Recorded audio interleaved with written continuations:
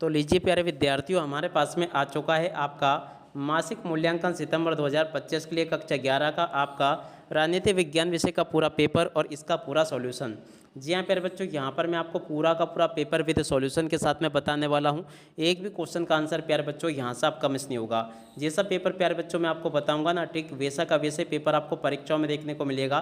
तो देखो प्यारे बच्चों, ये रहा पूरा का पूरा आपका मासिक मूल्यांकन सितंबर 2025 का कक्षा 11 का आपका राजनीति विज्ञान का पूरा पेपर और इस पेपर का पूरा सॉल्यूशन। समय आपके पेपर के लिए 1 घंटे का मिलेगा। पूर्णांक प्यारे बच्चों आपका 20 अंकों का होगा। यहाँ से मैं आपको पूरा का पूरा पेपर विद सॉल्यूशन के साथ में बताने वाला हूँ। देखो प्यारे बच्चों, इस प्रकार का पूरा पेपर होगा। अब चलो मैं आपको एक एक क्वेश्चन के उत्तर को बताता हूँ। पहला क्वेश्चन प्यारे बच्चों पूछा है, सही विकल्प चुनकर लिखिए। प्रत्येक प्रश्न का 1 अंक प्यारे बच्चों आपको दिया जाएगा। पहला क्वेश्चन पढ़ते हैं प्यारे बच्चों, क्या लिखा है। भारत में संसदीय शासन प्रणाली में कार्यपालिका किसके प्रति जवाबदेह है। देखो प्यारे बच्चों, भारत में संसदीय शासन प्रणाली में कार्यपालिका जो है ना प्यारे बच्चों, लोकसभा के प्रति जवाबदेह है। यहाँ पर प्यारे बच्चों आपको लोकसभा लिखना होगा। और अब अगला क्वेश्चन, न्यायिक समीक्षा का अर्थ है। देखो प्यारे बच्चों, न्यायिक समीक्षा का अर्थ क्या होता है। तो देखो इस क्वेश्चन का उत्तर प्यारे बच्चों आपको यहाँ से लिखना होगा, विधायिका द्वारा बनाए गए कानूनों की संवैधानिकता की जांच करना। ठीक है ना। इस क्वेश्चन के उत्तर को प्यारे बच्चों यहाँ से देख लें। और अब अगला क्वेश्चन, अधिकार किस प्रकार के दावे हैं। देखो प्यारे बच्चों, अधिकार किस प्रकार के दावे हैं। तो देखो इस क्वेश्चन का उत्तर प्यारे बच्चों आपको यहाँ से लिखना होगा, समाज और राज्य से व्यक्तियों की अपेक्षित दावे हैं। ठीक है ना। इस क्वेश्चन के उत्तर को प्यारे बच्चों यहाँ से देखकर लिख दें। और अब अगला क्वेश्चन प्यारे बच्चों पढ़ते हैं, क्या दे रखा है। देखो यहाँ पर क्वेश्चन लिखा है, भारतीय संसद के दोनों सदनों में से कौन सा सदन स्थायी सदन है जिसे भंग नहीं किया जा सकता। देखो प्यारे बच्चों, भारतीय संविधान संसद के दोनों सदनों में से कौन सा सदन ऐसा है जिसे भंग नहीं किया जा सकता। तो देखो प्यारे बच्चों, इसका राइट आंसर आपका राज्यसभा आ जाएगा। और अब अगला क्वेश्चन, भारतीय संविधान के किस अनुच्छेद में मौलिक अधिकारों के प्रवर्तन के लिए संवैधानिक उपचारों का अधिकार दिया गया है। देखो प्यारे बच्चों, ये जो क्वेश्चन आपका लिखा है ना, इसका राइट आंसर प्यारे बच्चों आपका ग नंबर का आ जाएगा, जिसमें कि लिखा अनुच्छेद 32। ठीक है। और उसके बाद में देखो यहाँ से आपको रिक्त स्थानों की पूर्ति को पूरा करना होगा। तो चलो मैं आपको यहाँ से रिक्त स्थानों की पूर्ति को और बता देता हूँ। पहला रिक्त स्थान प्यारे बच्चों पूछा है, विधायिका का मुख्य कार्य है। देखो प्यारे बच्चों, विधायिका का मुख्य कार्य क्या है। तो देखो यहाँ से आपको लिखना होगा कानून बनाना। क्या लिखोगे, कानून, और उसके बाद में बनाना, इसका राइट आंसर आ जाएगा। और अब अगला क्वेश्चन प्यारे बच्चों पढ़ते हैं, क्या दे रखा है।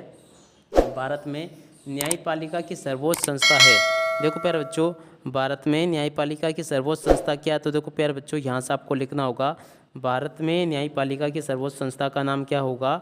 देखो प्यारे बच्चों, यहाँ से आपको इस क्वेश्चन को लिखना होगा सुप्रीम कोर्ट। क्या लिखोगे यहाँ पर आपको इस प्रकार से सुप्रीम और उसके बाद में कोर्ट लिख देना है। ठीक है। और अब अगला क्वेश्चन पढ़ते हैं प्यारे बच्चों, क्या दे रखा है। अधिकारों को मुख्यतः 2 भागों, कानूनी अधिकार और में विभाजित किया गया है। तो देखो प्यारे बच्चों, अधिकारों को 2 भागों, कानूनी अधिकार और नैतिक अधिकारों में इसे विभाजित किया गया। क्या लिखोगे, कानूनी अधिकार और नैतिक अधिकार। और अब अगला क्वेश्चन प्यारे बच्चों क्या दे रखा है, संसद का सदस्य बनने के लिए न्यूनतम आयु वर्ष है। देखो प्यारे बच्चों, संसद का सदस्य बनने के लिए न्यूनतम आयु जो ना 25 वर्ष है। ठीक है। और अब अगला क्वेश्चन प्यारे बच्चों, न्यायाधीशों को हटाने की प्रक्रिया को कहते हैं। देखो प्यारे बच्चों, न्यायाधीशों की हटाने की जो प्रक्रिया होती है ना, इसको कहते हैं महाभियोग। क्या लिखोगे प्यारे बच्चों, यहाँ से आप लोग महाभियोग यहाँ से आपको लिखना होगा। ठीक है। तो यहाँ तक के प्यारे बच्चों आपको मैंने सभी क्वेश्चन के उत्तर बता दिए। उसके बाद में देखो ये सभी के सभी आपके अति लघु उत्तरीय प्रश्न पूछे गए हैं। तो आप लोग इन सभी अति लघु उत्तरीय प्रश्नों को भी देख लेना।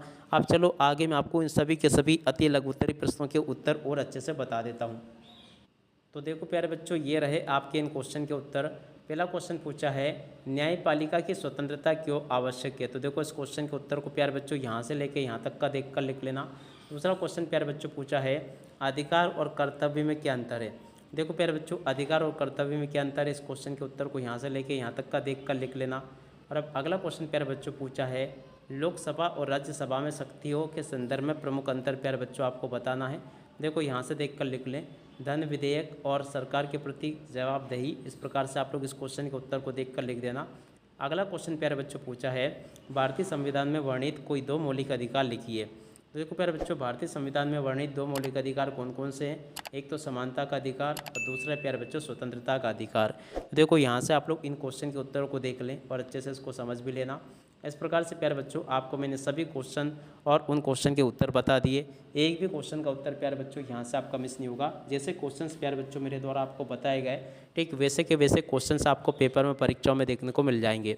अब इसी के साथ में इस वीडियो को यहीं पर पूरा करते हैं। नमस्कार, जय हिंद, जय भारत।